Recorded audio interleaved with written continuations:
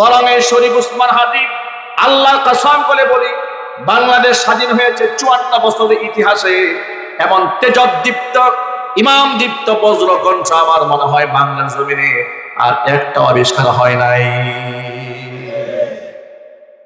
মাত্র 32 বছর বয়সে 1 বছরের 1 থেকে 1.5 বছরের রাজনৈতিক ক্যারিয়ারে গোটা মুসলিম উম্মার কলিজার মধ্যে স্থান করে নিয়েছে। মাজলুমদের কণ্ঠস্বর হয়ে গিয়েছিলেন। কথা বলেন ঠিক না? দল মত নির্বিশেষে সবার পক্ষ হয়ে তিনি কথা বলেছেন, আধিপত্যবাদের বিরুদ্ধে কথা বলেছেন, সকল খুনিদের বিরুদ্ধে বজ্রকণ্ঠ দিয়েছেন, জালেমের বিরুদ্ধে কঠিন ভাষায় প্রতিবাদ জানিয়েছেন, জীবনের ঝুঁকি নিয়ে রাজপথে ঝাঁপিয়ে পড়েছেন, কোন প্রকার সিকিউরিটি ছাড়া আল্লাহর উপর তাওয়াক্কুল করে চলেছেন। তার সাদা সিধা জিন্দেগি এখন আমাদের সামনে স্পষ্ট হয়ে গেছে। তার সাথীরা বলেছে যে রাতের বেলা একটা কার্পেট বিছিয়ে আমরা শুয়ে থাকতাম, একটা বালিশ থাকলে সেটা কর্মীদের মাথায় দিয়ে উনি বালিশ ছাড়া শুয়ে থাকতেন। উনি রাজনৈতিক ক্যাম্পেইন করতে যাচ্ছেন, এমপি পদপ্রার্থী, উপর থেকে 3 বার ময়লা ফেলা হয়েছে। তিনি বলছেন ময়লা ফেলতে মনে চাই ফেলেন, অসুবিধা নেই, ময়লা ফেলে যদি ময়লা পানি দিয়ে যদি আপনাদের মন শান্তি হয় তো অসুবিধা নেই। কথা বলে হাসি দিয়ে পরিস্থিতি মোকাবেলা করেছেন। কল্পনা করা যায় এই বয়সে একটা তরুণ নিজেকে এরকম ধৈর্যের উত্তম পরাকাষ্ঠা প্রকাশ করতে পারে, এটা কি সহজ কোনো উদাহরণ? কেন আজকে উসমান হাদি গোটা বাংলাদেশের 21 শতাব্দীর উদাহরণ হয়ে দাঁড়ালো? মানুষ তো 100 বছর রাজনীতি করে এই রাজনৈতিক সফলতা অর্জন করতে পারে না।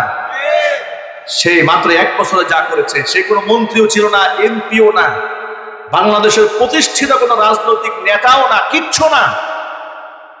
এমন একজন ব্যক্তি যার কোনো চেয়ার নাই, কোনো ক্ষমতা নাই, কোনো দল নাই, ইনকিলাব মঞ্চ ছোট্ট একটা সামাজিক সংগঠন, ব্যাস 8 আসনের তিনি ছিলেন স্বতন্ত্র পদপ্রার্থী।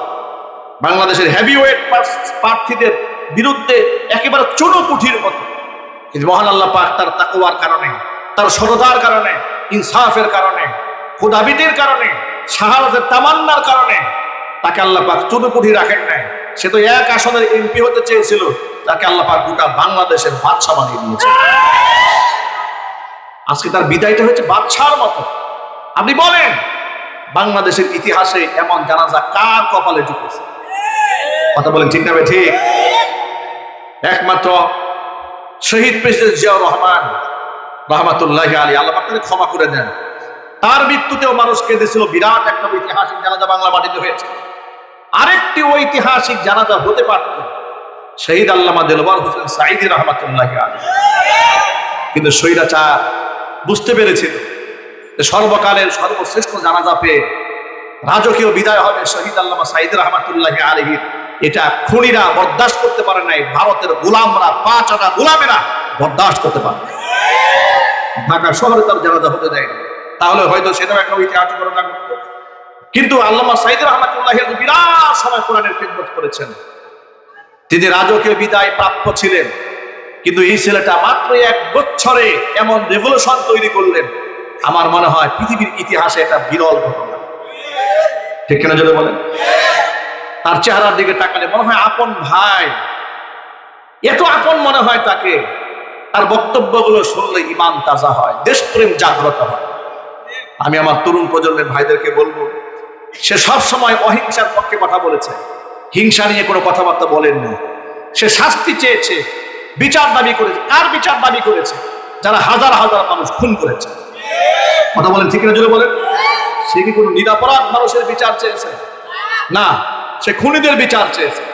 সে আওয়ামী লীগের ব্যাপারে ছিল বজ্র কঠিন, কারণ আওয়ামী লীগ একটি অভিশপ্ত মালহীন দল। কথা বলতে হবে ঠিক কিনা? যদি বলেন, যে মালহীন দল বাংলাদেশ ইতিহাসের সবচেয়ে ঘৃণ্যতম হত্যাকাণ্ড বাংলার জমিনে ঘটিয়েছে। আলেমদেরকে খুন করেছে, মাদ্রাসার ছাত্রদেরকে খুন করেছে, এতিমদেরকে শহীদ করেছে, বিরোধী দলীয় নেতা কর্মীদেরকে তাদেরকে গুম করেছে, খুন করেছে। এমনকি জীবন্ত মানুষের পেটের মধ্যে পাথর বেঁধে পানিতে ভাসিয়ে দিয়েছে। এমন হিংস্র হায়না, জঙ্গলি জানোয়ারও তার প্রতিপক্ষের সাথে এই আচরণ করে না যে আচরণ খুনি হাসিনা বাংলাদেশের মানুষের সাথে করেছে। কথা বলতে হবে ঠিক কিনা বলে? আর এগুলা করেছে একমাত্র তাদের তথাকথিত স্বামী নরেন্দ্র মোদীকে খুশি করার জন্য। আজকে সে ধিক্কৃত, নিন্দিত, অভিশপ্ত মালউন হাসিনা এর বাহিনী দিয়ে এই শহীদ উসমান হাদিকে দুনিয়া থেকে শেষ করে দিল। সে মনে করেছিল এই উসমান হাদিরা যদি বেঁচে থাকে তাহলে আমরা আর রাম রাজ্য কায়েম করতে পারবো না, এই চিন্তা করে তাকে মেরেছে। কিন্তু ওই স্বৈরাচারী খুনি হাসিনা এবং ওদের নাতিপুতিরা চিন্তাও করতে পারে নাই যে হাদি এক হাদি চলে গেলে লক্ষ কোটি মুমিন মুসলমানের কলিজার মধ্যে হাদির মতামত আর মহব্বত আল্লাহ ঢুকাই দেবে। আগে তো হাদি একজন ছিল, এখন বাংলাদেশের ঘরে ঘরে হাদি জন্ম নিয়েছে। ঠিক না এই জন্য বলেন খুনি হাসিনা বেঁচে থেকে আজকে মরা, ঠিক না বলেন? খুনি হাসিনা এবং ওদের নাতিপুতিরা বেঁচে থেকে ওরা মৃত, আর পক্ষান্তরে শহীদ উসমান হাদি দুনিয়া থেকে চলে যাওয়ার পরেও তিনি জীবিত, কোটি মানুষের হৃদয়ে রাজত্ব করে যাবে কিয়ামত পর্যন্ত। এটা আল্লাহ পাকের ওয়াদা। আল্লাহ পাক সূরা মারিয়ামের শেষ দিকে আল্লাহ এই ওয়াদা করেছেন। ওয়াদাটা কি? ইন্নাল্লাযীনা আমানু ওয়া আমিলুস সালিহাতি সায়াজআলু লাহুমুর রাহমানু উদ্দা। নিশ্চয় যারা ঈমান আনে, ভালো কাজ করে, সায়াজআলু লাহুমুর রাহমানু উদ্দা, আমি আল্লাহ তাআলা অবশ্যই তাদের জন্য মানুষের অন্তরে মহব্বত পয়দা করে দেব। ঠিক তাই হয়েছে। একদিক থেকে মাওলানা সাঈদী রাহমাতুল্লাহি আলাইহিকে মানুষ যেমন ভালোবাসে, এখনো পর্যন্ত তার জন্য মানুষ চোখের পানি ছাড়ে। তার এক একটা বক্তব্য এখনো পর্যন্ত মনে হয়, শুনলে মনে হয় যে বর্তমান সমাজকে নিয়ে তিনি গতকালকে ওয়াজ করেছেন। ঠিক কিনা জোরে বলেন? এমন জীবন্ত মনে হয়। এমন একজন কিংবদন্তি তিনি ছিলেন। অনুরূপভাবে উসমান হাদির দিকে তাকায় দেখেন, তার এক একটা বক্তব্য সোশ্যাল মিডিয়াতে এখন ভাইরাল। বক্তব্যগুলো শুনলে কলিজার মধ্যে আগুন লেগে যায়, শরীরটা হিম হয়ে যায়, পশম দাঁড়িয়ে যায়। শাহাদাতের তামান্না এমন ভাবে পেশ করেছেন, তিনি বলেছেন আমি লম্বা সময় বেঁচে থেকে লাভটা কি যদি উম্মার জন্য কিছু করে যেতে না পারি, আর যদি আমার হায়াতটা ছোট হয়, উম্মার জন্য যদি আমি কিছু একটা করে যেতে পারি, মানুষ আমাকে শত শত বছর মনে রাখবে। উসমান হাদির দোয়া আল্লাহ কবুল করেছেন। এমন কাজ তিনি করেছেন, আল্লাহর কাছে এমন ভাবে মঞ্জুর হয়েছে, শত বছর নয়। আমার মনে হয় এই দেশ যতদিন থাকবে, উসমান হাদি মানুষের কলিজার মধ্যে ততদিন থাকবে। যুবক ভাইরা, সত্য পথের প্রতীক হন, হকের উপর দৃঢ় হন, ঈমান এবং তাকওয়ার উপরে নিজেকে আবদ্ধ করে ফেলুন। এই উসমান হাদি এক পবিত্র পরিবার থেকে এসেছে। তার বাবা ছিল একজন বড় আলেম, তিনি ইন্তেকাল করেছেন। তার ভাই একজন বড় আলেম, তিনি তার জানাজার নামাজে ইমামতি করলেন। তার একটা সন্তান আছে, তার একটা স্ত্রী আছে। তার স্ত্রীর দেখেন, আজকে উসমান হাদির জায়গায় অন্য কোনো যদি অবস্থা হতো, তাহলে এই জায়গায় দৌড়ে আসা তার বউ মানুষের কাছে সিলফি দিয়ে দিত। লক্ষ লক্ষ মানুষ তার জন্য দোয়া করছে, কোটি কোটি মানুষ দোয়া করছে। ওসমান হাদির স্ত্রীকে আজ পর্যন্ত জাতি কেউ দেখেছে? আল্লাহু আকবার বলেন। কেমন স্ত্রী পেয়েছে উসমান হাদি? স্ত্রী যেমন স্বামী পেয়েছে, স্বামীও তেমন গুণবতী স্ত্রী পেয়েছে। কয়েকদিন আগে, এই যে দুদিন আগে, সম্ভবত গতকালকে ঢাকাতে যখন তাকে দেখতে এসছে, পর্দা, খাস পর্দার এক উজ্জ্বল দৃষ্টান্ত। যেখানে এই সমাজে অনেক সময় দেখা যায় কিছু কিছু মহিলা মাদ্রাসার শিক্ষিকারা টিকটক ভিডিও বানায়। বর্তমানে কথা ঠিক না? নাম দিয়েছে উস্তাজা। কি দিয়েছে নাম? উস্তাজা। টিকটক ভিডিও বানায়, মানুষের সামনে ভাইরাল হয়, শরীর অঙ্গ প্রত্যঙ্গের ঝাঁকুনি দিয়া মানুষদেরকে আকৃষ্ট করে। এইরকম ফিতনার জমানায় উসমান হাদি এমন একজন স্ত্রী পেয়েছে, যে স্ত্রী তাকে দেখতে এসেছে হসপিটালে, তার মরদেহ। তখন আসার সময় সমস্ত ক্যামেরা বন্ধ করতে বলেছে। তিনি যখন গাড়ি থেকে নামলেন, তিনি কিন্তু বোরকা পরা, বুরকা 100% পর্দা করার পরও তিনি বলছেন সমস্ত ক্যামেরা বন্ধ করতে হবে। ক্যামেরা বন্ধ করা হয়েছে। তিনি যখন নেমেছেন তখন তার রানিং পর্দা, অর্থাৎ গাড়ি থেকে যে নেমে এই কতদূর পর হসপিটাল ভেতরে হাঁটবে সেটাও যেন তার গায়ের বুরকার কালারটা কেমন মানুষদের দেখতে না পারে, রানিং পর্দার ব্যবস্থা করা হয়েছে। আল্লাহু আকবার বলে। উসমান হাদি যেমন গোটা মুসলিম উম্মার জন্য আইডলে পরিণত হয়েছে, গোটা দেশের তরুণদের কলিজা জায়গা নিয়েছে, উসমান হাদির স্ত্রীও আমার মা বোনদের জন্য একটা আইডল আইকনে পরিণত হয়েছে। ঠিক কিনা চিল্লায় বলেন? আপনি ইসলামকে লালন করেন, আল্লাহ তার মর্যাদা বাড়ায়। কয়েকদিন দেখলাম বামরা আমরা লেখা শুরু করেছি, কেমন বউ, স্বামীর এই অবস্থা একটা বার দেখতেও আসলো না। আরে বেটা, উসমান হাদির বউ কি তোর বউর মতো নোংরা মহিলা নাকি? ঠিক না? একজন বলেন, তোর মতো স্ত্রী লালন করে ঘরের ভিতরে উসমান হাদির বউ, যেখানে সেখানে চলে আসবে। তুই তো অ্যাক্সিডেন্ট করার আগেই তোর বউ উন্না ছাড়া রাস্তায় চলে আসবে দৌড়ায়। আল্লাহ রাব্বুল আলামিন এই পরিবারকে ধৈর্য ধারণ করার তৌফিক দান করেন। উসমান হাদির সন্তানকেও তার স্বপ্ন ছিল যে আমার সন্তান আমার মতো বিপ্লবী হবে, আমার স্ট্রাগলকে, আন্দোলনকে ধরে রাখবে। আল্লাহ পাক যেন বাবার ঐতিহ্য ধরে রাখার তৌফিক আল্লাহ পাক দান করেন। জোর আওয়াজে বলেন আমিন। ভিন্ন প্রসঙ্গে কথা লম্বা হয়ে যাচ্ছে, মূল কথায় ফিরে আসি। আপনি কারো উপর হিংসা রাখবেন না, অন্তরের মধ্যে জিঘাংসা রাখবেন না, আল্লাহ পাক আপনাকে বড় বানাবেন। মনের মধ্যে অহংকার রাখবেন না, মহান আল্লাহ রাব্বুল আলামিন আপনাকে বড় বানায় দেবেন। যদি নিজেকে বড় মনে করেন, আল্লাহ আপনাকে ছোট বানায় দিবে। মুসলমানের কলিজার মধ্যে অহংকার রাখার কোনো সুযোগ নাই, কারণ প্রত্যেকটা মুসলমান বিশ্বাস করে তামাম দুনিয়ার মধ্যে একমাত্র অহংকারের মালিক কে। আর আমি কেন অহংকার করব? আমার মধ্যে আছেটা কি? আমি কি নিয়ে অহংকার করব? এই সুস্থতা, এটা তো আমার তৈরি নয়, এটা মহান আল্লাহ পাকের দেওয়া নিয়ামত। এই সৌন্দর্যতা আল্লাহ পাক বানিয়েছেন, বডি স্ট্রাকচার আল্লাহ তৈরি করেছেন। আমি যে কথা বলছি আপনার সামনে, এই শক্তি আল্লাহ আমাকে দান করেছেন। ঠিক কিনা বলেন?